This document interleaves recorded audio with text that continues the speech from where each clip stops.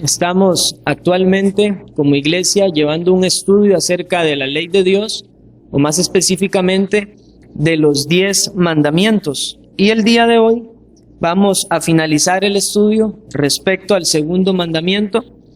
Y esta clase la he subtitulado Razones que sustentan y le dan mayor fuerza al segundo mandamiento.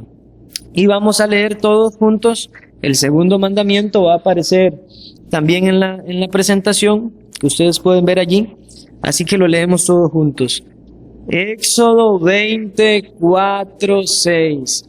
No te harás imagen ni ninguna semejanza de lo que esté arriba en el cielo, ni abajo en la tierra, ni en las aguas debajo de la tierra. No te inclinarás a ellas ni las honrarás, porque yo soy Jehová tu Dios, fuerte, celoso, que visito la maldad de los padres sobre los hijos hasta la tercera y cuarta generación de los que me aborrecen, y hago misericordia a millares de los que me aman y guardan mis mandamientos. Éxodo 24:6. Muy bien, vamos a ver, como les decía, las razones que sustentan y dan mayor fuerza a este mandamiento. Algunos les han llamado también las amenazas o el anexo en el segundo mandamiento, los anexos. Pero antes de iniciar de lleno con esta clase, quiero hacer un breve repaso de lo que ya hemos visto a lo largo del estudio del segundo mandamiento. De hecho, la clase hoy, que es la última del segundo mandamiento, creo que es ya la quinta lección respecto a este mandamiento. Lo primero que nosotros vimos entonces fue que Dios prohíbe empequeñecerle a Él, mermarle su naturaleza, sus atributos, a través de la confección o la elaboración de imágenes. Y les recuerdo que estas imágenes no eran necesariamente físicas, sino que también estábamos hablando de imágenes o pensamientos, una imaginación acerca de Dios cuando nos acercamos a Dios en oración. Creo que les mencioné que muchas veces se da la idea, quizás porque muchos salimos del catolicismo, de un anciano de gran pelo blanco y barba blanca. Todo eso es una transgresión al segundo mandamiento, puesto que nos estamos haciendo una imagen de Dios, y eso es empequeñecerle a Él.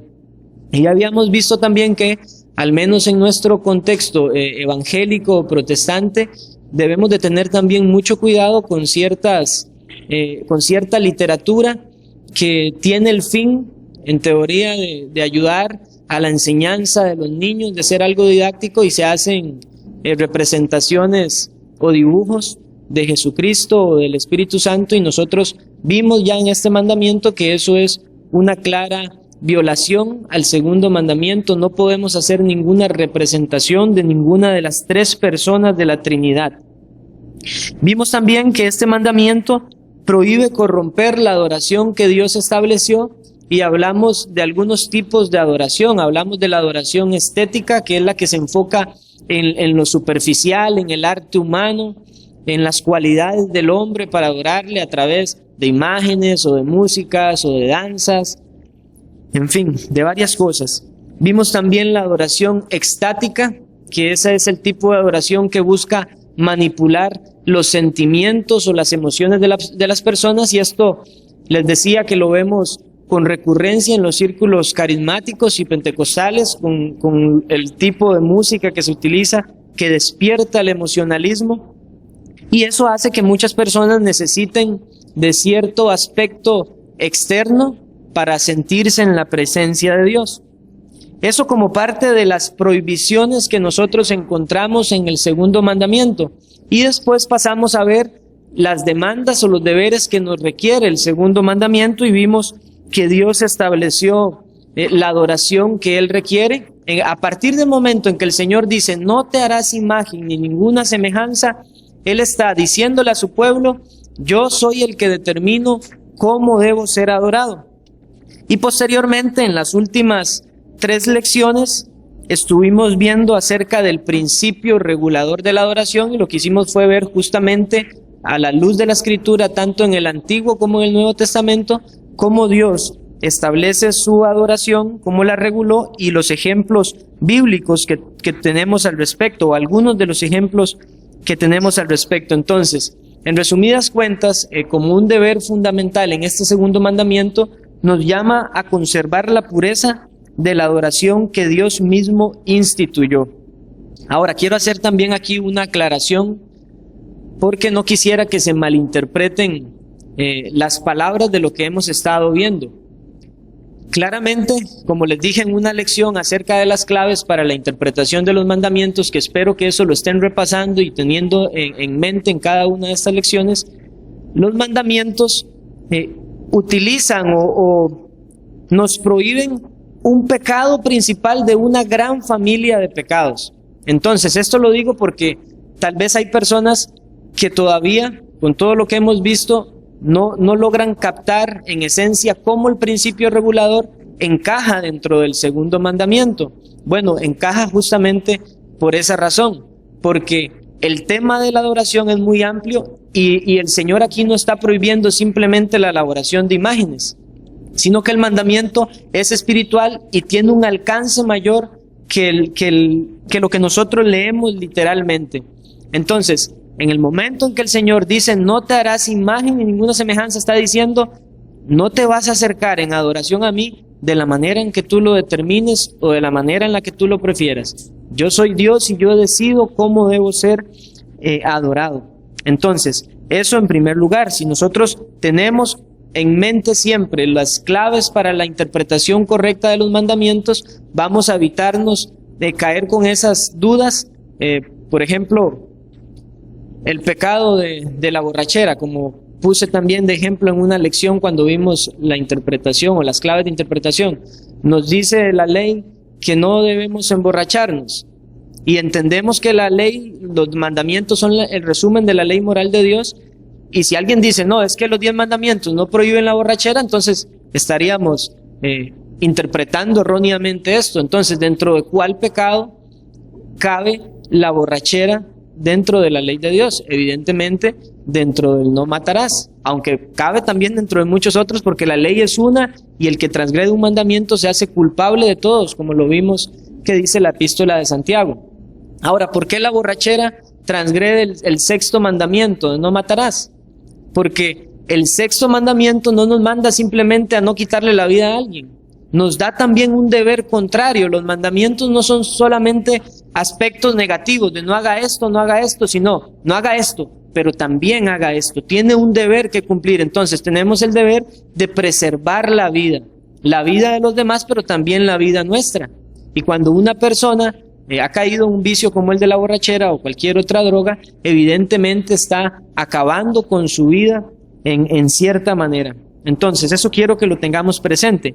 Y quiero recalcar una vez más también lo que vimos creo que fue en la segunda lección respecto a este segundo mandamiento, la distinción entre el primero y el segundo mandamiento, a fin de que todavía, si hay alguien que tenga dudas, les encaje mejor la adoración o la regulación de la adoración que Dios dio en el segundo mandamiento. En el primer mandamiento nosotros leímos, no tendrás dioses ajenos delante de mí. Entonces, ¿qué prohíbe claramente el primer mandamiento? ¿Qué prohíbe? La idolatría. Eso es lo que está prohibiendo, pero nosotros vimos también un deber que nos manda ese primer mandamiento, que hay un único Dios que nosotros debemos amar, respetar, obedecer, honrar con todo nuestro corazón, con toda nuestra alma, con toda nuestra mente y con todas nuestras fuerzas. Entonces el primer mandamiento es la base, el fundamento, y dice, no va a tener usted ningún otro Dios. Solamente yo, Jehová, voy a ser tu Dios, solamente yo, Jehová, soy Dios. Pero si nosotros nos quedamos con esa vista corta, al no interpretar correctamente los 10 mandamientos, vamos a pensar que el segundo mandamiento está prohibiendo lo mismo, simplemente que Dios prohibió en el primero, la idolatría. Y vamos a decir, bueno, pero el segundo mandamiento dice, no te harás imagen ni ninguna semejanza. Eso es idolatría. Sí es idolatría. Pero hay un cambio respecto al segundo mandamiento, porque el primero una vez que nos señala a Jehová como el único Dios, entonces el segundo mandamiento, tomando la orden o la prohibición del primero, nos muestra que Dios prohíbe una adoración a través de imágenes, de escultura o del arte humana, en tanto que su deber contrario nos manda a adorarle a Él de la manera en la que Él lo ha establecido. Y si no entendemos esta distinción, hermanos, vamos a caer fácilmente en lo que hace el catolicismo romano. Une el primero y el segundo mandamiento y hasta lo cambia y dice: amarás al Señor tu Dios con todo tu corazón. Y es una manera de no ir en contra de su culto a través de imágenes y figuras que ellos tienen en sus respectivas reuniones o en sus respectivas iglesias. Entonces entendamos eso. El primero nos da el fundamento, solo Dios, pero en el segundo Dios nos dice: ahora yo te voy a enseñar que yo como Dios debo ser adorado de una manera correcta. Entonces no te harás imagen ni ninguna semejanza. Pero entendemos además, como lo vimos, que este mandamiento nos habla también de la naturaleza espiritual de Dios. Que si Dios es espíritu, debemos darle una adoración conforme a la naturaleza de Dios, que es una adoración espiritual, y eso fue lo que nosotros vimos a lo largo del principio regulador. Y quiero aclarar también, finalmente, que todo lo que hemos abarcado, evidentemente en el contexto inmediato en el que Dios dio la ley al pueblo, el pecado claro de idolatría era la elaboración de imágenes. Pero nosotros vimos diferentes formas de idolatría. Estuvimos hablando incluso de un tipo de adoración idolátrica cuando realmente, en vez de estar adorando a Dios en espíritu y en verdad, nos estamos adorando a nosotros mismos en la sensación que experimentamos al momento, ya sea de cantar a Dios o tener algún otro tipo de pensamiento. Y entonces, mis hermanos, con esto yo no estoy diciendo aquí, no nos estamos refiriendo, por ejemplo, a que los diferentes cristianos que hay en diferentes denominaciones que tienen una adoración a la luz de la Escritura claramente irreverente y desagradable a Dios, no estamos diciendo con eso que necesariamente estas personas no sean cristianas. Están dando una adoración a Dios que no es del agrado de Dios, pero no podemos decir que estas personas no son cristianas. ¿Por qué? Porque son entendimientos erróneos que tienen, incorrectos, y evidentemente es una práctica muy importante del cristianismo, pero ciertamente hay personas sinceramente cristianas que aman al Señor, pero con un gran error en cuanto a la forma de adoración que Él ha instituido. Entonces no debemos pensar, por ejemplo, que nosotros vemos otros círculos como los pentecostales y los carismáticos y simplemente descalificar a estas personas y decir: no, este no es cristiano porque no da una adoración conforme a la Escritura. Claro que cae dentro del desagrado de Dios y va a tener muchos problemas y tropiezos en su vida cristiana y en su desarrollo cristiano, pero no podemos descalificar inmediatamente a alguien simplemente porque no ha entendido eso. Eso sería asumir que la salvación es por un conocimiento intelectual.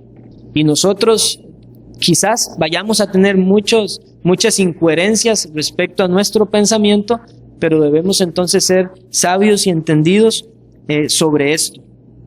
Y debemos alabar al Señor de que Él a nosotros nos ha concedido el entender la manera en la que Él ha llamado a su pueblo a la adoración. Muy bien, hermanos, pasemos entonces a la primera razón que sustenta y da fuerza al segundo mandamiento. Dios es fuerte y celoso. Eso es lo que nos dice este segundo mandamiento. Dios dice: no te inclinarás a ellas ni las honrarás, pero por una razón: porque yo soy Jehová tu Dios, fuerte, celoso. Esa es la primera razón que da fuerza a este mandamiento. Y una vez más, les digo, hermanos, en el contexto inmediato de este segundo mandamiento, Dios está hablando de las imágenes, que era el tropiezo, que fue comúnmente el tropiezo al pueblo de Israel. Ahora, el hecho de que Dios se presente como yo soy Jehová tu Dios, fuerte, ya nos está manifestando su soberanía y su dominio sobre nosotros. Y esto es que nosotros debemos entender que Dios es nuestro Dios, pero es nuestro Rey. Y como Rey, Él tiene reglas a las cuales nosotros debemos sujetarnos. Tenemos la obligación de rendirnos a su autoridad sin desechar palabra alguna. Nosotros no vivimos en los tiempos de la monarquía, pero si usted hubiese estado en esos tiempos y el rey le manda llamar a usted y le da una orden y usted no la cumplió, el rey podía dictar inmediatamente su muerte. Y eso es lo que nosotros debemos entender. No que Dios va a actuar como un rey inmoral o injusto o no paciente, pero debemos entender que como rey nosotros estamos en la obligación de honrarle a Él sin desechar ninguna palabra de lo que Él ha dicho. Y no sé si alguien podría hacerme el favor de leer el Salmo 45:11 en voz alta, por favor. Salmo 45:11. Y deseará el rey tu hermosura, inclínate a él, porque él es tu Señor. Y esa es la misma actitud que nosotros tenemos que tener siempre con Dios. Inclinémonos a Él porque Él es nuestro Señor. Y eso no es simplemente un acto externo en el que nos arrodillamos, sino que es una verdadera disposición de corazón para no desechar ninguna de las palabras, como lo vimos en las lecciones anteriores. Cuidarás de hacer todo lo que Jehová, tu Dios, te ha ordenado. Entonces es Dios presentándose como fuerte, diciéndonos: yo tengo la autoridad sobre su vida, yo tengo el dominio, solamente yo soy Dios y a mí usted me tiene que escuchar. Así que usted no va a reverenciar ninguna imagen ni le va a servir a esta imagen, porque solamente yo debo ser adorado y servido. Y algo similar nosotros vemos también en Apocalipsis 15, versículos 3 y 4. Lo leo para ustedes. Hablando aquí en este pasaje de los que habían alcanzado la victoria, y cantan el cántico de Moisés, siervo de Dios, y el cántico del Cordero, diciendo: grandes y maravillosas son tus obras, Señor Dios Todopoderoso. Justos y verdaderos son tus caminos, Rey de los santos. Hermanos, ¿es Jehová Dios verdaderamente nuestro Rey? Se manifiesta en una vida de obediencia, se manifiesta en una actitud dispuesta y diligente a escuchar su voz y aplicarla inmediatamente. Ahora, ciertamente los cristianos vamos a luchar con algunas doctrinas que nos pueden resultar chocantes, pero nunca la actitud va a ser de un rechazo. Cuando alguien se da cuenta de que hay una doctrina con la que está tropezando, con la cual no está honrándole al Señor en la implicación práctica de esta doctrina, aquel que ama verdaderamente a Dios, que teme a Dios, se duele en su corazón y en oración procura que el Señor le conceda convicción y entendimiento para honrarle de esa manera. Pero si nosotros decimos: yo soy cristiano, pero desecho las palabras de Dios porque simplemente no me parecen o no me gustan o prefiero pensar otra cosa, entonces eso no es una actitud que honre verdaderamente a Dios. ¿Y cómo nos podríamos nosotros acercar en oración al Señor diciéndole: oh Señor, tú eres mi Dios, tú eres mi Rey? Eso sería no solamente insolente, sino también hipócrita. Y qué absurda es la hipocresía delante de Dios, porque delante de Él todas las cosas están ocultas. Entonces, Dios pone estas palabras para que nosotros mantengamos siempre en nuestra mente que Él tiene un celo real por su adoración. Y eso está contenido también dentro de esta misma razón, porque Él no dice solamente que Él es fuerte, sino que Él es además celoso. Y el hecho de que Dios sea celoso nos muestra a nosotros dos aspectos o dos sentidos de este celo divino.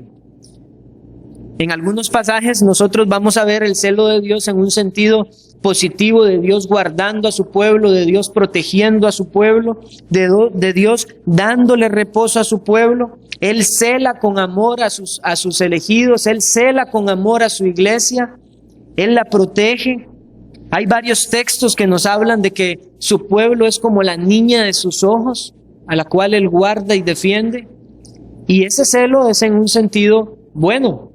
No voy a poder leer los pasajes que están aquí, pero si alguien quiere anotarlos, los puede hacer o sacarle una foto a la presentación. Igualmente yo la envío. Pero mis hermanos, ese celo es algo bueno para los hijos de Dios.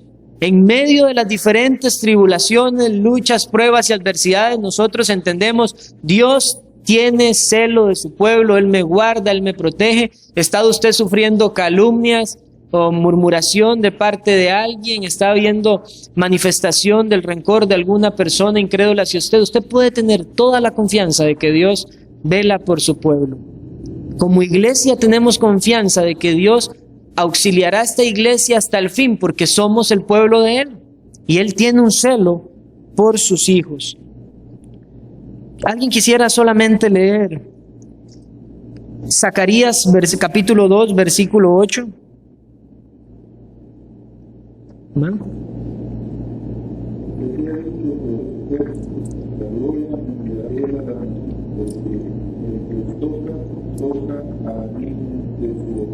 Esas son palabras de gran ánimo para la iglesia. El que toca al pueblo de Dios toca a la niña de sus ojos. Y Dios no va a tolerar a los que proceden obviamente contra Él de manera impía. Ahora, eso es en un sentido positivo, pero no es el sentido en el cual se encuentran estas palabras en el segundo mandamiento. Leamos nuevamente el segundo mandamiento. Por favor, vaya a su Biblia en Éxodo 20, versículo 5. Éxodo 25. Para que nosotros veamos con claridad que ese no es el sentido en el que se encuentra en este segundo mandamiento, por lo menos no de manera inmediata. No te inclinarás a ellas ni las honrarás. Entonces preguntémonos, ¿por qué no debemos inclinarnos a ellas ni honrarlas? Porque yo soy Jehová tu Dios, fuerte, celoso, el que tiene la autoridad, el que tiene el dominio, el que tiene todo el poderío del universo, te dice, yo soy celoso. Y ese celo es el sentido negativo, en el cual Dios nos muestra que Él no va a tolerar la infidelidad de aquellos que se prostituyen tras los ídolos, de aquellos que le rechazan, de aquellos que blasfeman su nombre, que tienen su palabra en poco y que corren presurosamente hacia el adulterio espiritual. Y esto ya nos da una idea de Dios como esposo de su iglesia.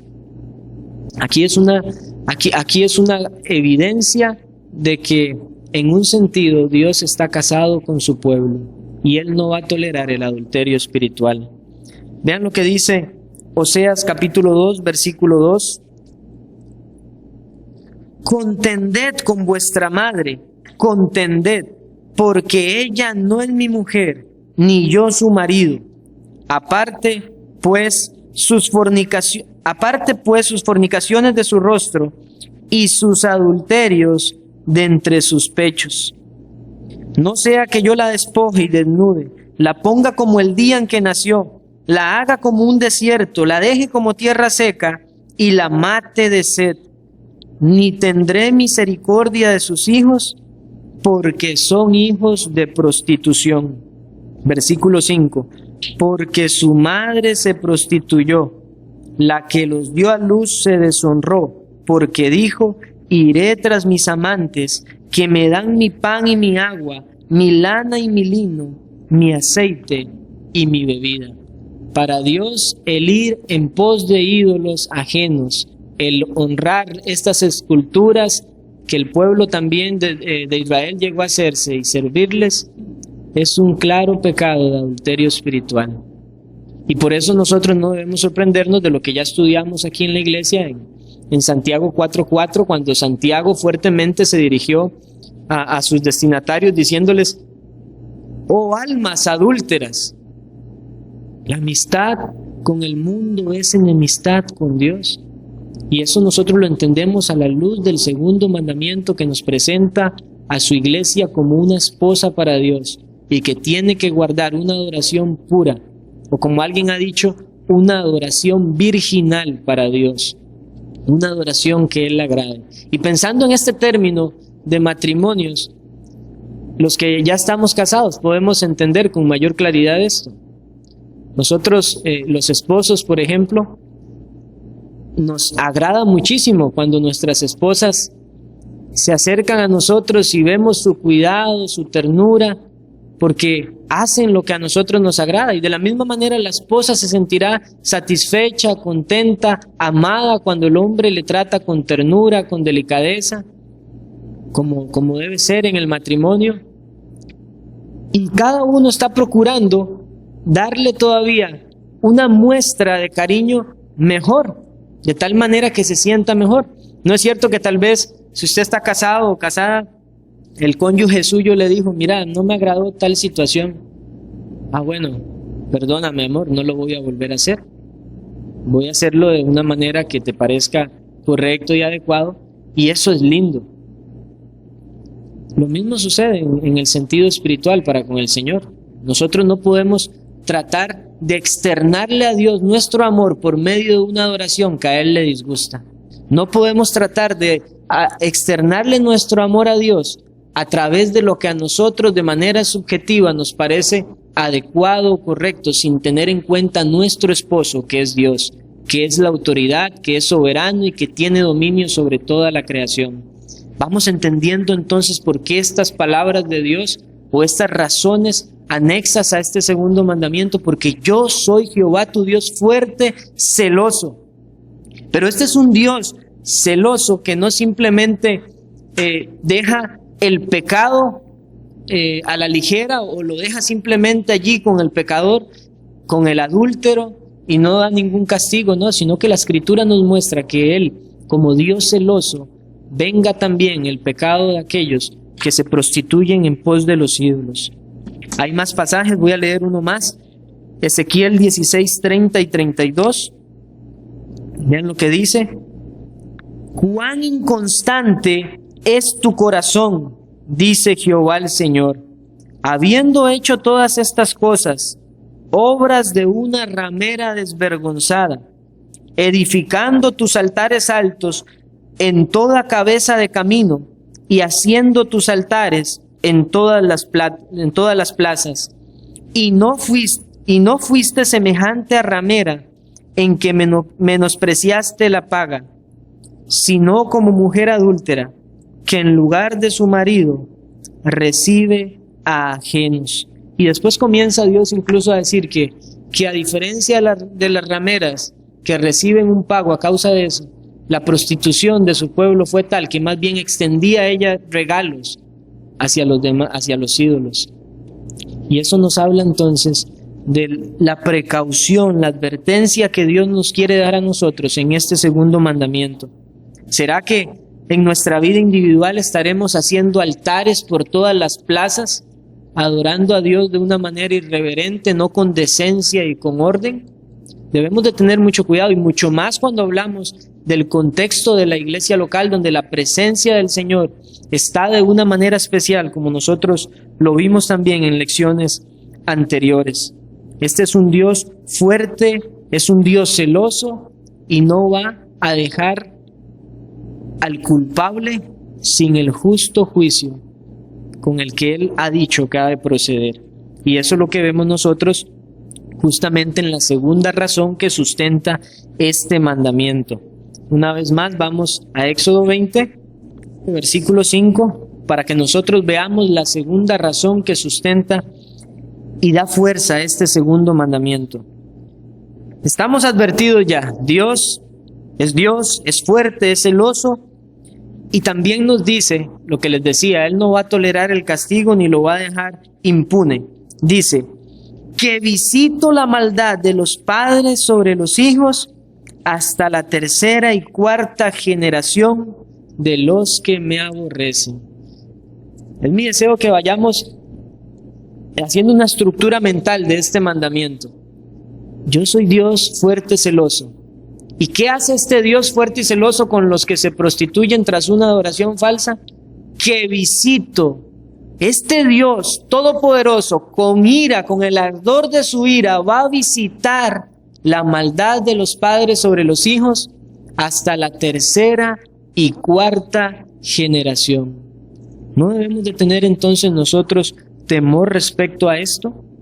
Evidentemente, y reitero esto, el pecado fundamental, inmediato, es la elaboración de imágenes para rendir culto idolátrico, pero el mandamiento es mucho más amplio de lo que nosotros leemos de manera literal, y debemos tener temor de presentar cualquier forma de adoración que, aunque no sea tan gravosa como este pecado de hacer imágenes, de hacer ídolos, sigue siendo de sagrado para el Señor.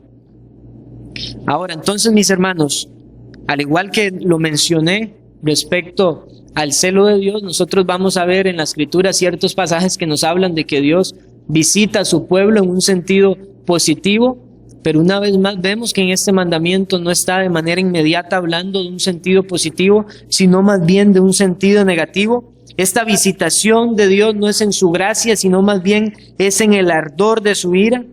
Él no va a tener por inocente aquel que se atreve de manera irreverente a hacerse sus propios ídolos y a servirles, o peor aún, pensar adorar al verdadero Dios a través de imágenes, como nosotros lo vemos en el catolicismo romano. Mis hermanos, tal vez ya a nosotros nos gusta hablar de frecuentemente, quizás de diferentes formas de adoración no bíblicas que hay en círculos tal vez protestantes, pero no debemos de olvidar que muchos salimos del catolicismo romano, donde estábamos en una ciudad netamente idolátrica. Por eso alguien que conozca la Escritura y diga que un practicante de la fe católica es un cristiano, desconoce lo que la Biblia enseña. Dios puede salvar a alguien dentro del catolicismo romano, sí, pero no va a permanecer allí. Y esa es la realidad. Esto es algo serio. Y este pecado lo vemos tan agravado a los ojos de Dios que su señalamiento es que su ira está cargada hasta la tercera y cuarta generación. Y nosotros vemos ejemplos bíblicos de eso. Voy a citar solamente uno. Primera de Reyes, capítulo 21, versículo 29. Esto sucedió con el rey Acab, el rey malvado de Israel, en el tiempo de Elías. Y Dios le dice a Elías: ¿no has visto cómo Acab se ha humillado delante de mí? Pues por cuanto se ha humillado delante de mí, no traeré el mal en sus días. En los días de su hijo traeré el mal sobre su casa. Ahora, este texto del segundo mandamiento, esta porción del segundo mandamiento, se ha prestado para una interpretación muy errada de acuerdo a lo que este mandamiento enseña, y muchos han utilizado este texto para hablar de maldiciones generacionales. Y muchos dicen: usted tiene que cortar, tiene que reprender, tiene que decretar que se corta toda maldición generacional. Y eso es falso, mis hermanos. El segundo mandamiento no está enseñando ningún tipo de maldición generacional.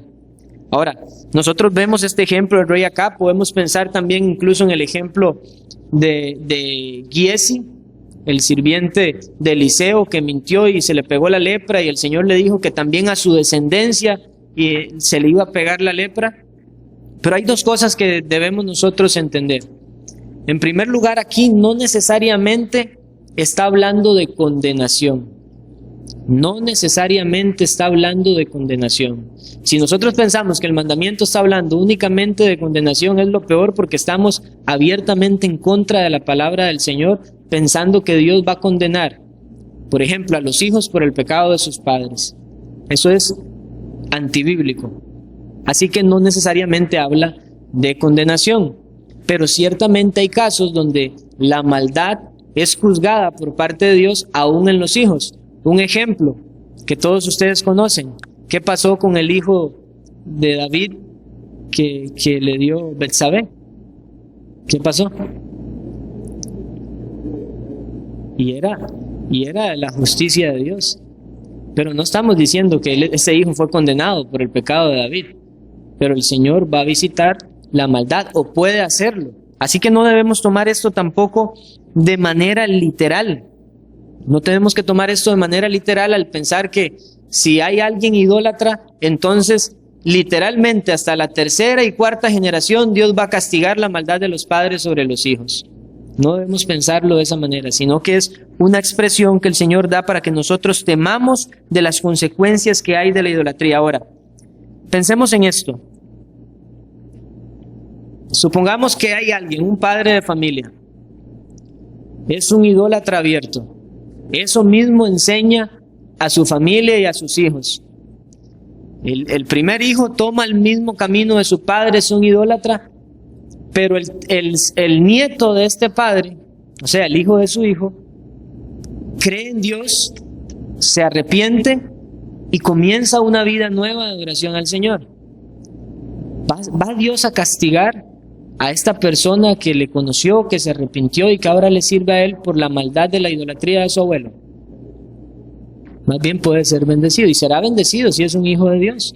Entonces nosotros no debemos suponer, porque a veces los que toman erróneamente este texto para hablar de maldiciones generacionales se enfocan en lo malo, pero no se enfocan en la tercera razón, que es de lo bueno, que Él visita a millares, y nosotros no vamos a decir, como yo soy creyente, entonces millares de mis generaciones van a ser también bendecidos y van a ser creyentes. No, esa no es la realidad, ni siquiera en nuestra experiencia. Entonces no podemos enfocarnos solo en algo. Y ahora, voy a leer para ustedes algunos textos bíblicos que nos muestran claramente que esa enseñanza de maldiciones generacionales es falsa y es antiescritural.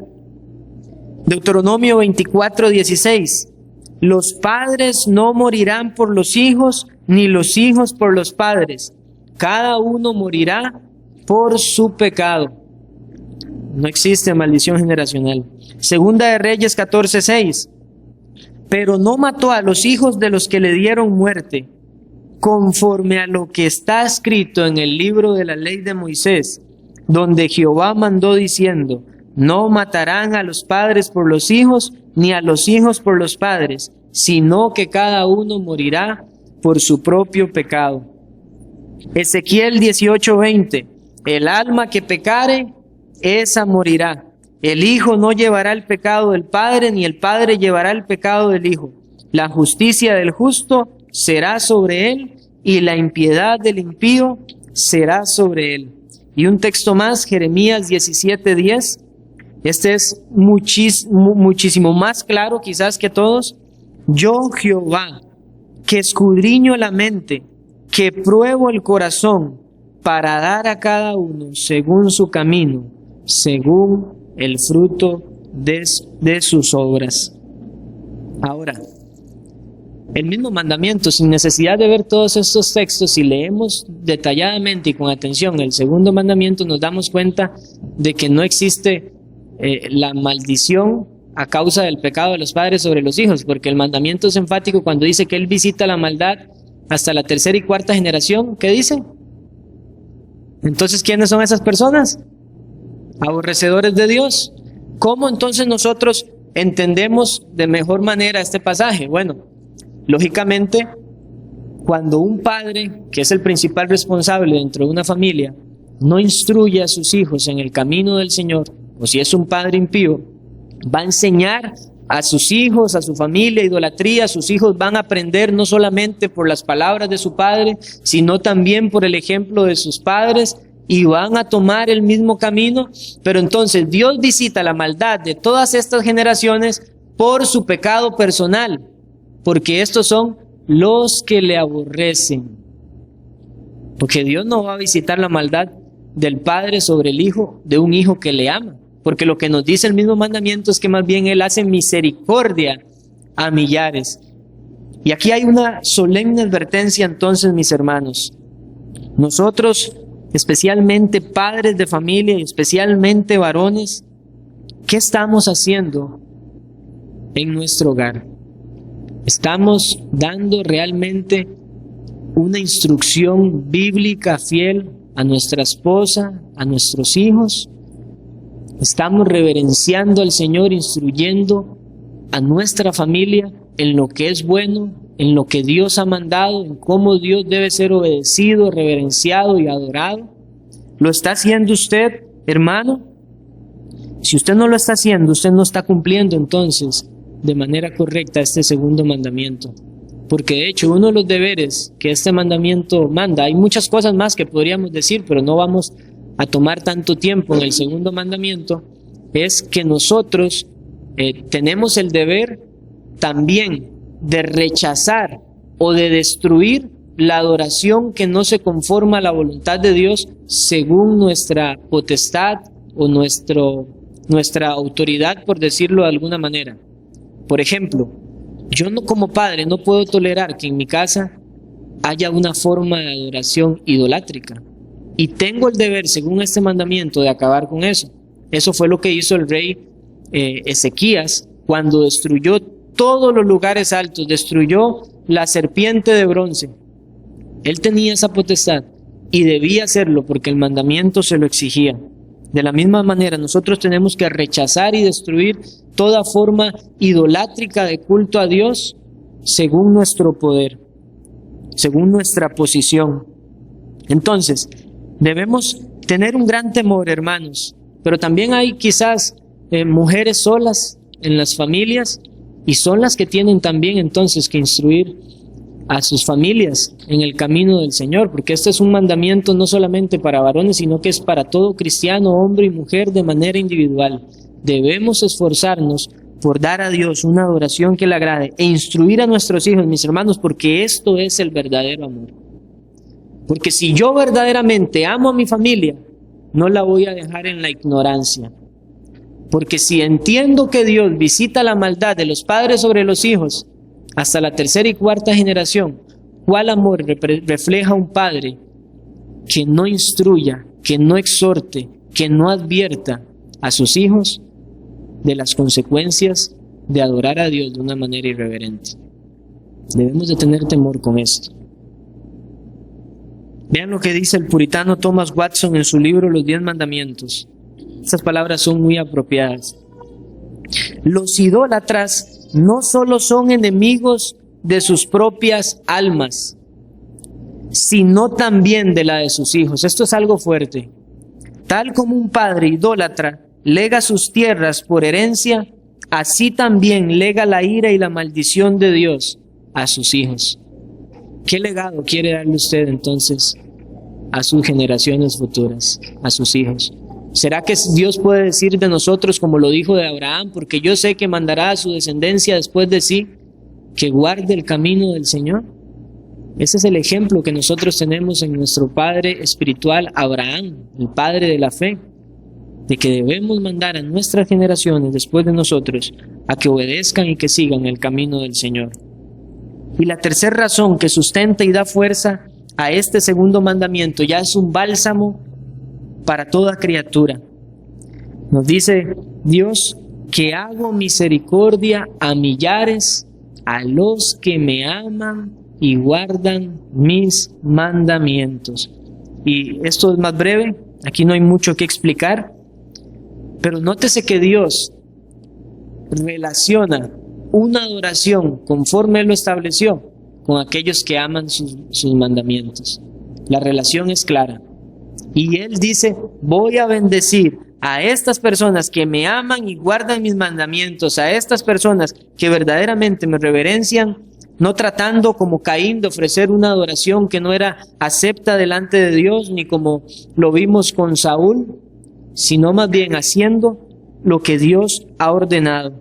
Y esta es una grandiosa razón, entonces, hermanos, para someternos a la obediencia a Dios y huir de cualquier forma de idolatría. Cualquier forma de idolatría debemos nosotros rechazarlo, reconociendo que tenemos un Dios que es paciente y misericordioso, que aunque se nos dice, aquí este es el contraste claro, hermanos, vean la paciencia y la misericordia de Dios. Él dice, visitaré la maldad de los padres sobre los hijos hasta la tercera y cuarta generación. Pero contrario a eso dice, pero también haré misericordia a millares. Vean la benignidad de Dios, donde su misericordia es mucho más amplia que su ira. Y eso es lo que nosotros debemos entender. La pregunta es entonces, ¿refleja nuestra adoración a Dios que le amamos? O más bien, ¿cuánto amor a Dios? ¿Cuál es el concepto de Dios como Rey y Señor que refleja nuestra adoración a Él? Nuestra adoración va a decir o va a evidenciar el concepto que nosotros tengamos de Dios como Rey y como Señor. Eso es lo que nosotros hemos estado observando en este segundo mandamiento.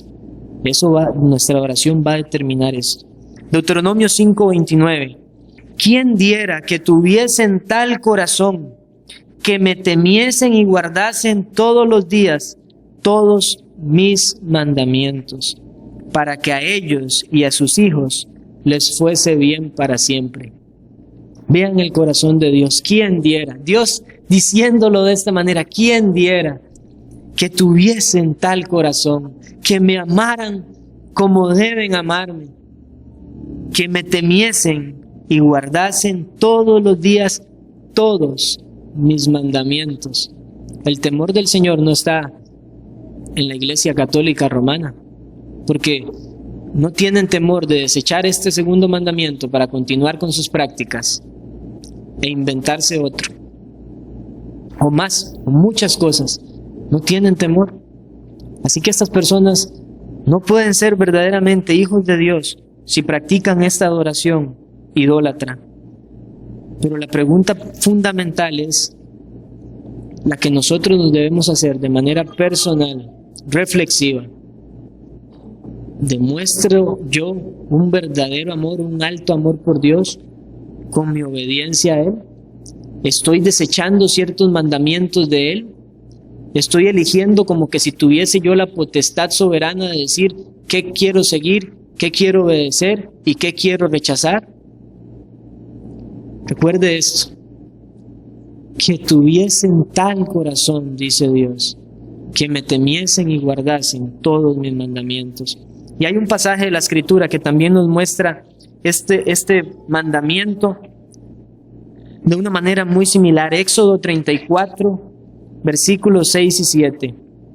Y pasando Jehová delante de él, este es Moisés, proclamó: Jehová, Jehová, fuerte, misericordioso y piadoso, tardo para la ira y grande en misericordia y verdad, que guarda misericordia a millares, que perdona la iniquidad, la rebelión y el pecado, y que de ningún modo tendrá por inocente al malvado, que visita la maldad de los padres sobre los hijos y sobre los hijos de los hijos, hasta la tercera y cuarta generación.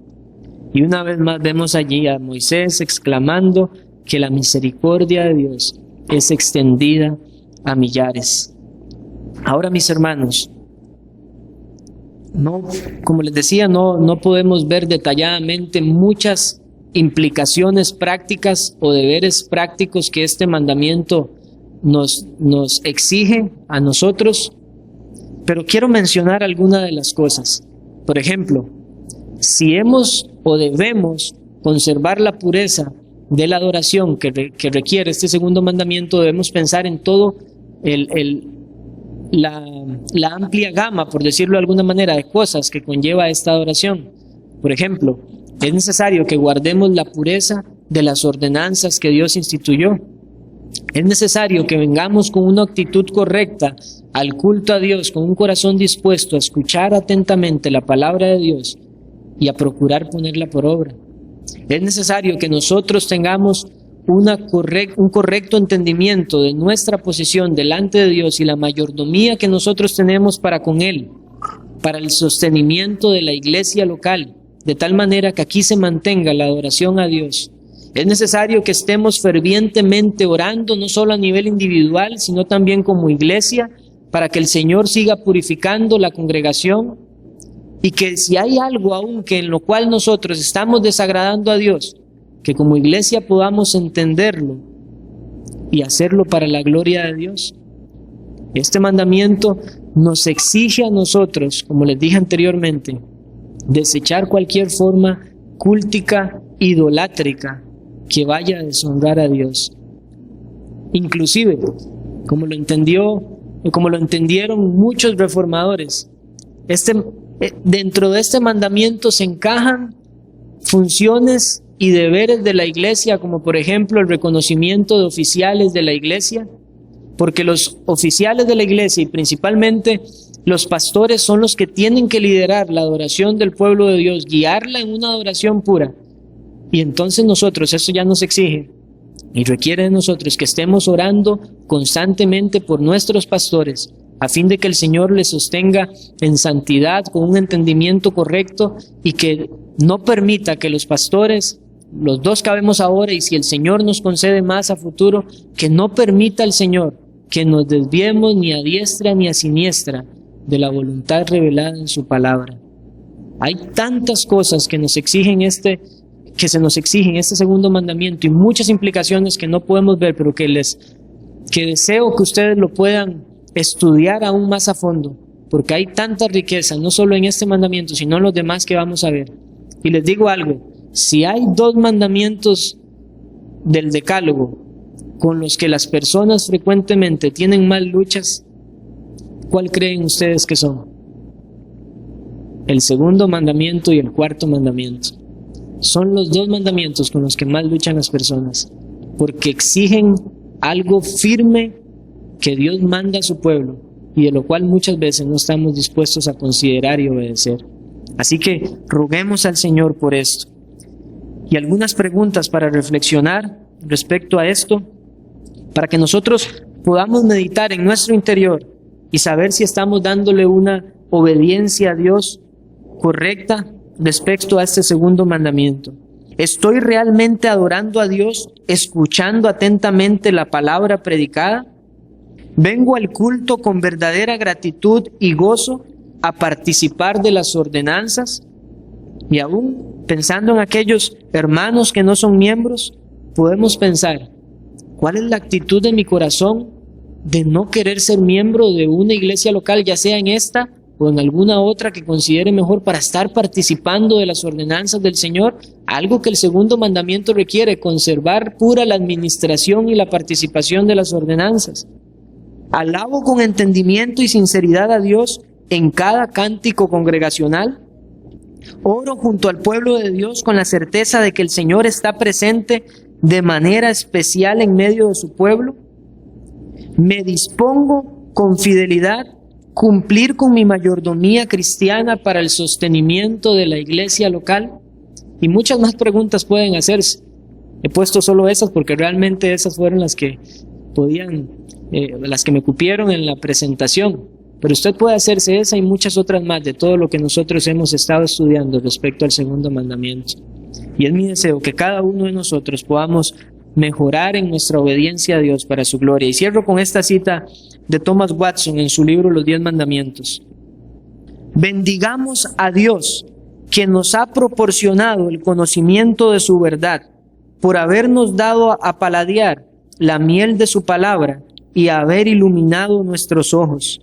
Bendigámoslo por habernos mostrado el patrón de su casa y la forma adecuada de adorarle, por habernos revelado el fraude y la blasfemia de la religión romanista.